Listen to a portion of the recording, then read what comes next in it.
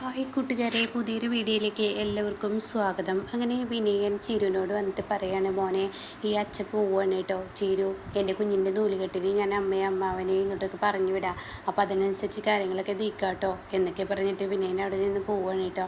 എന്നാൽ ഈ സമയം പോകുന്ന വഴിക്ക് അനന്തമാഷിനെ കാണാൻ നിൽക്കണം. മാഷും അതുപോലെ അമ്പിളിയും നിൽക്കുന്നുണ്ട്. അച്ഛൻ ഞാൻ പോട്ടെ, നിൻ്റെ വണ്ടി ശരിയായി, ഇതുപോലെ വണ്ടി കേടുന്ന വണ്ടി ഒന്നും എടുക്കാൻ നിൽക്കണ്ട എന്നൊക്കെ പറഞ്ഞിട്ട് സംസാരിക്കുമ്പോൾ അവരോട് ഞാൻ കാര്യമായി തന്നെ പറഞ്ഞിട്ടുണ്ട്, ഇനി വണ്ടിക്ക് കുഴപ്പമൊന്നും ഉണ്ടാവില്ല എന്നും പറയാൻ കേട്ടോ. അങ്ങനെ ഈ സമയം ഈ വാക്കുകളൊക്കെ കേട്ട് വിനയൻ അവിടെ നിന്ന് പോകുന്നതായി അഭിനയിച്ച് പിന്നീട് പിന്നോട്ട് തന്നെ വന്നിട്ട് അവിടെ ഇരിക്കുന്ന കസേര അങ്ങനെ നീക്കി വെച്ചിട്ട് അതിൽ ഇരിക്കുകയാണ് കേട്ടോ. അപ്പോൾ അത് കണ്ടുകൊണ്ട് തന്നെ ഇവനെന്താ ഈ ചെയ്യുന്നത് എന്ന ഭാവത്തിൽ ഇങ്ങനെ നോക്കി നിൽക്കുകയാണ് അനന്തമാഷും അതുപോലെ തന്നെ അമ്പിളിയും കേട്ടോ.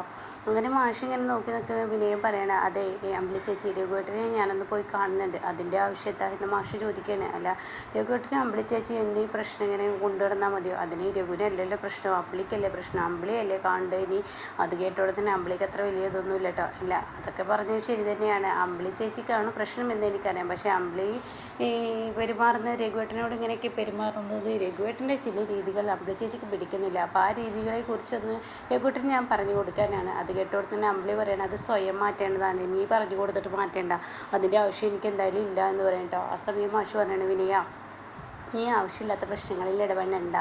അത് കേട്ടോട് തന്നെ വിനയം പറയാം, ആവശ്യമില്ലാത്ത പ്രശ്നമോ, എന്തായി പറയുന്നത്, ആവശ്യമുള്ള പ്രശ്നം തന്നെ, അതിലൊന്നും ഞാൻ ഇടപെടണ്ട എന്ന് പറഞ്ഞാൽ ശരിയാവില്ലല്ലോ. ഇത് എൻ്റെ ഭാര്യയെയും മക്കളെയും ബാധിക്കുന്നുണ്ട്, എൻ്റെ മക്കളെയും ബാധിക്കുന്നുണ്ട്. ഇവിടുത്തെ ഈ പ്രശ്നത്തിൽ എൻ്റെ ഭാര്യയും മക്കളും കൂടി ഇരയാവുന്നുണ്ട്, അതുകൊണ്ടാണ് ഞാൻ ഈ പ്രശ്നത്തിൽ ഇടപെടുന്നത് എന്നൊക്കെ പറഞ്ഞിട്ട്, അതെ ഞാനൊരു കാര്യം പറഞ്ഞാൽ നിങ്ങൾക്കൊരു ബുദ്ധിമുട്ടുണ്ടാവുമോ, ഞാൻ എൻ്റെ ഭാര്യയും മക്കളെയും ഇവിടെ നിന്ന് അങ്ങ് കൊണ്ടുപോയാലോ, പ്രശ്നം തീർന്നല്ലോ എന്നിങ്ങനെ പറയുമ്പോൾ മാഷ് പറയണ, ഒരു നാട്ടു നടപ്പുണ്ട്, അതിനൊക്കെ അനുസരിച്ച് കൊണ്ടുപോകാൻ പറ്റത്തുള്ളൂ, അല്ലാതെ അനുവദിക്കില്ല എന്ന് പറയാം കേട്ടോ. ആ സമയം ഇത് കേട്ടോണ്ട് തന്നെ വിനയം പറയണേ, ആ നാട്ടു നടപ്പിനനുസരിച്ച് നിങ്ങൾ കൊണ്ടുപോകാൻ അനുവദിക്കുക എന്നാ പറയുന്നത്, അനുവദിക്കുക എന്നൊക്കെ പറഞ്ഞിട്ട് അവിടെ നിന്ന് വിനയം പോവുകയാണ് കേട്ടോ. ഇതേ സമയം അമ്പിളിയും ഒന്നും മിണ്ടാതെ അകത്തോട്ട് കയറി പോവുകയാണ്.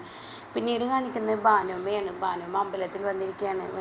തൻ്റെ പേരക്കുട്ടിക്ക്, അതായത് ആ കുഞ്ഞിന് വേണ്ടി പ്രസാദ വഴിപാടും കാര്യങ്ങളും അതുപോലെ തന്നെ അവിടെ ഭക്ഷണമൊക്കെ പാൽപ്പായസമൊക്കെ അങ്ങനെയൊക്കെ ചെയ്യുകയാണ് ബാലമ്മ. അപ്പോൾ ഈ സമയം ഇതൊക്കെ ബാലമ്മ ചെയ്തിട്ട് അവിടെ ഇങ്ങനെ കാത്തിരിക്കുകയാണ്. ആ സമയമാണ് കേട്ടോ അങ്ങോട്ടേക്ക് അനുപമയും ഇന്ദ്രനും കയറി വരുന്ന, വാ എന്നൊക്കെ പറഞ്ഞ് അവർ വരികയാണ്. പിന്നീട് അവർ പൂജാരിയുടെ അടുത്തോട്ട് പോവാണ്. അപ്പോൾ ബാലമ്മയെ കാണുന്നുണ്ട്. ആ ബാലമ്മ വന്നിട്ട് ഒത്തിരി നേരം, ഞാൻ എന്തായാലും പ്രാർത്ഥിച്ചു, നിങ്ങൾ എന്തായാലും പ്രാർത്ഥിച്ചു വാ എന്നൊക്കെ പറയാണ്. അങ്ങനെ ഇന്ദ്രനും അനുപമയും കൂടി പ്രാർത്ഥിക്കുകയാണ് കേട്ടോ. അങ്ങനെ വിച്ചുമനെ കൈകൂപ്പിടാ, ദൈവത്തിന് മുന്നിൽ പ്രാർത്ഥിക്കടാ എന്നൊക്കെ പറയുന്നുണ്ട്. എൻ്റെ മോനിക്ക് ദീർഘായുസ് ഉണ്ടാവണം എന്നൊക്കെ പറഞ്ഞിട്ട് അനുപമ പ്രാർത്ഥിക്കുകയാണ് കേട്ടോ.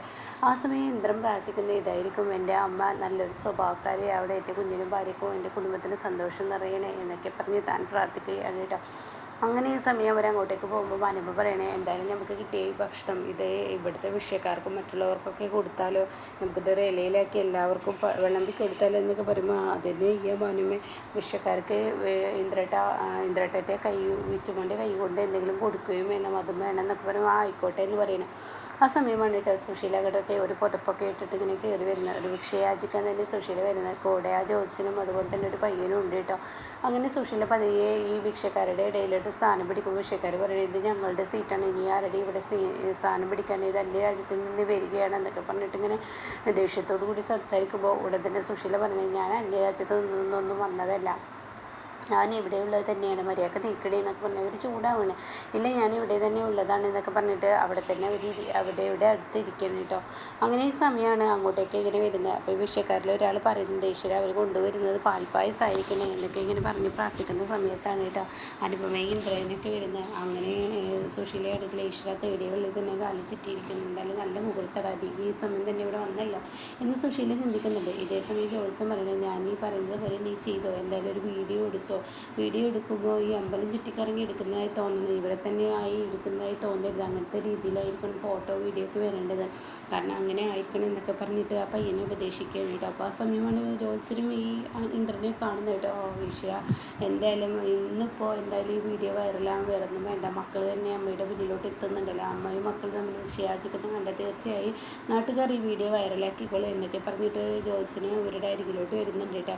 അങ്ങനെ ഈ പാൽപ്പായസം എല്ലാവർക്കും എല്ലാവർക്കും ഇങ്ങനെ കൊടുക്കുന്ന സമയത്ത് സുശീല പ്ലേറ്റ് നീട്ടണം. ആ സമയം അവർക്ക് ഒരു പായസത്തിൻ്റെ ഒരു പൊതിയും അതുപോലെ തന്നെ എന്ത് ചെയ്യുന്നു, വിച്ചുമോനെ കൊണ്ട് പൈസ ഇട്ട് കൊടുക്കുമ്പോൾ വിച്ചുമോൻ പറയണ അയ്യോ അച്ചമ്മ അച്ചമ്മേ എന്ന് പറയുന്നത് കേട്ടോ. അത് കേട്ടോടെ തന്നെ എല്ലാവരും ആ മുഖത്തോട്ട് നോക്കുമ്പോഴാണ് കേട്ടോ മുഖത്ത് മൂടിയിട്ടിരിക്കുന്നത്. ഇപ്പോൾ ഒരു ഷോളിട്ട് മറിച്ചത് കൊണ്ട് തന്നെ അത് അച്ചമ്മയാണെന്നുള്ള സത്യം ഇവർക്ക് അറിയില്ലായിരുന്നു. അങ്ങനെ ഇവർ നോക്കുമ്പോൾ കാണുന്ന കാഴ്ച സുശീലയായിരിക്കട്ടെ. സുശീലയെ കാണുന്നതിനോടുകൂടി ഇവർക്ക് എന്താ പറയട്ടെ എന്നറിയില്ല. ഇവരാകെ പകച്ചു പോവാണ് കേട്ടോ. ഇതേ സമയം സുശീല നീ എന്തോടി കാണിക്കുന്നത്, എന്തിനാണ് നീ ഇങ്ങനെയൊക്കെ ചെയ്യുന്നത്, സുശീല എന്താണ് ഈ കാണിക്കുന്നത് എന്നൊക്കെ പറഞ്ഞ് ബാനുമ്പോൾ ഒച്ചെടുക്കുമ്പോൾ എൻ്റെ വയറ് വിശന്നിട്ടാ, എനിക്ക് എൻ്റെ പട്ടിണി മാറ്റണ്ടേ, പക്ഷേ അച്ഛനെങ്കിലും ഞാനൊന്ന് തിന്നട്ടെ എന്ന് പറയട്ടെ. ഈ സമയം എന്തിനാണ് നീ ഇങ്ങനെയൊക്കെ ചെയ്യുന്നത്. അപ്പോഴേക്കും ഇന്ദ്രൻ അവിടെ നിന്ന് പോവുക.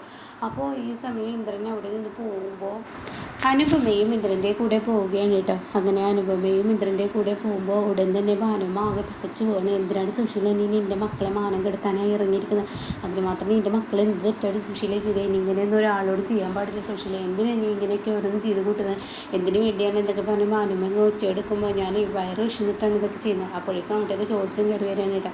വീഡിയോ നന്നായി തന്നെ ഈ പയ്യനും എടുക്കുന്നുണ്ട്. ജോത്സ്യം ചോദിക്കുക ഇതെന്താ പ്രശ്നം ഭാനുമ്മ ഇവിടെ എന്നൊക്കെ പറഞ്ഞിട്ട് ഒന്നും അറിയാത്ത പോലെ സുശീലയുടെ മുഖത്തോട്ട് അയ്യോ ഇത് സുശീലയാണല്ലോ, എന്താ പ്രശ്നം ഭാനുമ്മ എന്നൊക്കെ ചോദിക്കുമ്പോൾ അതെ നിങ്ങളൊരു ജോത്സ്യനല്ലോ, നിങ്ങൾക്ക് ഇങ്ങനെ അവിടെ നിരത്തി പറയാൻ കഴിയുമെങ്കിൽ ഇവളുടെ കാട്ടിക്കൂട്ടലിനൊരു അവസാനം എങ്ങനെയാണെന്നുണ്ടെങ്കിൽ എനിക്കൊന്ന് പറഞ്ഞു കൊടുക്കാൻ കഴിയുമോ, എന്തൊരു വൃത്തികെട്ട സ്ത്രീയാണിത്, എന്ത് വൃത്തികെട്ട സ്വഭാവമാണ്, ഇവളുടെ കവിടെയൊക്കെ നേരത്തെ ഒന്ന് പറഞ്ഞു കൊടുക്കുന്നത് നല്ലതാണ്, ഇവള് മക്കളെ അപമാനിക്കാൻ വേണ്ടി ഇറങ്ങിയിരിക്കുന്നത് എന്തിനാ സുശീല, ഇതിനൊക്കെ നീ ദൈവത്തിനോട് ഉത്തരം പറയേണ്ടത്, ഇന്നല്ലെങ്കിൽ നാളെ എനിക്ക് തിരിച്ചടി വരും, അത് ഉറപ്പുള്ള കാലമാണ്, അതെന്തായാലും നീ മനസ്സിലാക്കണം എന്നൊക്കെ പറഞ്ഞ് അങ്ങനെ ഒച്ചയെടുക്കണം കേട്ടോ.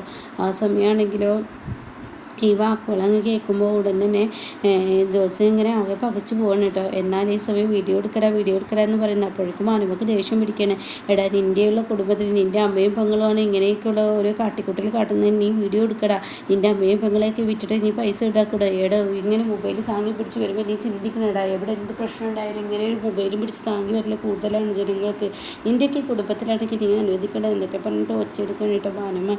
അപ്പോൾ ഈ സമയം സുശീല നീ ഇനിയെങ്കിലും അടങ്ങിക്കോ, നീ എൻ്റെ കൂടെ പോരെ, വെറുതെ ഒരു പ്രശ്നം ഉണ്ടാക്കണ്ട, ഇന്ന് ഈ പിറന്നാൾ ദിവസം തന്നെ നീ ഇങ്ങനെയൊക്കെ കാട്ടിക്കൂട്ടണം, എന്തിനു വേണ്ടിയാണ് സുശീല വയറൊന്ന് വിഷന്നിട്ടാന്ന് പറഞ്ഞില്ലേ, നീ എൻ്റെ കൂടെ വാ സുശീല, നീ കാണിക്കുന്നത് ഈ അഹങ്കരിക്കുന്നതൊന്നും നല്ലതല്ല എന്നൊക്കെ പറഞ്ഞിട്ട് എൻ്റെ കൈകൾ പിടിച്ച് വലിച്ച് കൊണ്ടുപോകാൻ നോക്കുമ്പോൾ ഉണ്ട് തന്നെ സുശീല പറയണം ഇല്ല ഞാൻ വരുന്നില്ല, ഞാനിവിടെ നിൽക്കുകയാണ്, നിങ്ങൾ പോയിക്കോ നിങ്ങളുടെ പണിയൊക്കെ എന്ന് പറഞ്ഞിട്ട് ഭാനുമ്മ പറഞ്ഞു വിടുകയാണ്. ഇതേ സമയം സോനയാണ് കാണിക്കുന്നത്. സോന ഇങ്ങനെ തുടച്ചുകൊണ്ടിരിക്കുമ്പോൾ അങ്ങോട്ടേക്ക് ഇന്ദ്രനും അനുപമയും കയറി വരണം. അവർ ഇത്ര നേരത്തെ വന്നല്ലോ, ദീപാരാധനയൊക്കെ കഴിഞ്ഞ് വരാമെന്ന് പറഞ്ഞു പോയവരെന്ത് എത്ര നേരത്തെ എന്നൊക്കെ പറഞ്ഞ് അവർ ഓടിച്ചെല്ലാണ് കേട്ടോ. അങ്ങനെ ഈ സമയം വെച്ചുമോനെ എന്താ എത്ര നേരത്തെ വന്നിടാന്ന് ചോദിക്കണം കേട്ടോ. ആ സമയം എവിടെ പാൽപ്പായസമൊക്കെ എവിടെയെന്നൊക്കെ ഇങ്ങനെ ചോദിക്കുകയാണ്. ആ സമയം പറയുന്നത് ഒന്നും തന്നെ എടുത്തില്ല സോനെ, അവിടുത്തെ അന്തരീക്ഷം അങ്ങനെയായിരുന്നു. അപ്പോൾ ഇന്ദ്രൻ ചോദിക്കുക എന്ത്, അപ്പോൾ അതൊക്കെ സത്യം ഇറങ്ങി വരുന്നത് എന്താ ഇന്ദ്രേട്ടാ എന്താ പ്രശ്നം എന്നൊക്കെ ചോദിക്കുമ്പോൾ സത്യനോട് പറയണേ എടാ നമ്മുടെ അമ്മ എന്ന സ്ത്രീ വൃത്തികെട്ട സ്ത്രീ ഉണ്ടല്ലോ, ഓരോ ദിവസവും ഓരോ പ്രവൃത്തിയാണ് കാട്ടിക്കൂട്ടുന്നത്, ഇന്നിപ്പോൾ അവർ ഭിക്ഷാടനത്തിൽ ഇരുന്നിരിക്കുന്നു, അവർ മനഃപൂർവ്വം നമ്മളെ അപമാനിക്കാനും അവഗണിക്കാനും വേണ്ടിയാണ് അവരിങ്ങനെയൊക്കെ ചെയ്തതെന്ന് പറയുമ്പോൾ സോനയും സത്യനൊക്കെ ആകെ പകച്ചു പോകണം കേട്ടോ. ഒട്ടും പ്രതീക്ഷിക്കാത്തൊരു സംഭവമാണ് ഇവർക്ക് മുന്നിൽ കിട്ടിയിരിക്കുന്നത്. അങ്ങനെ ഭിക്ഷാടനമായി സുശീല മുന്നോട്ട് പോവുകയാണ് കേട്ടോ.